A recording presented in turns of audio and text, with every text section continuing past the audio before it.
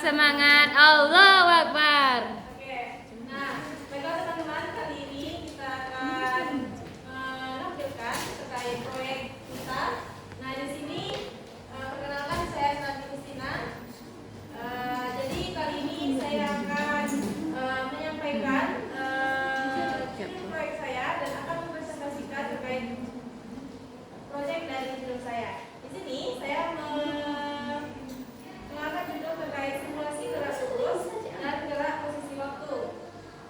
Nah, di sini saya membuat program interaktif menggunakan Python untuk mensimulasikan gerak lurus benda, baik gerak lurus beraturan maupun gerak lurus berupa beraturan.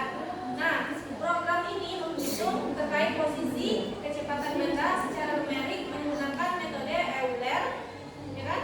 Yaitu metode sederhana memprediksi gerak berdasarkan kecepatan dan percepatan pada setiap langkah waktu kecil.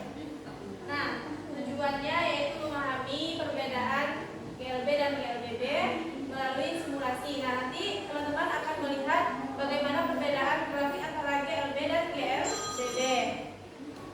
Kemudian menampilkan grafik posisi terhadap waktu dan kecepatan terhadap waktu. Nah, seperti yang saya sampaikan, ini akan saya tampilkan.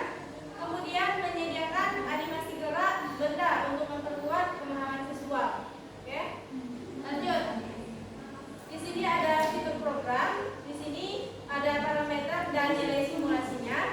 Di sini parameternya dari posisi awal itu nilainya 0.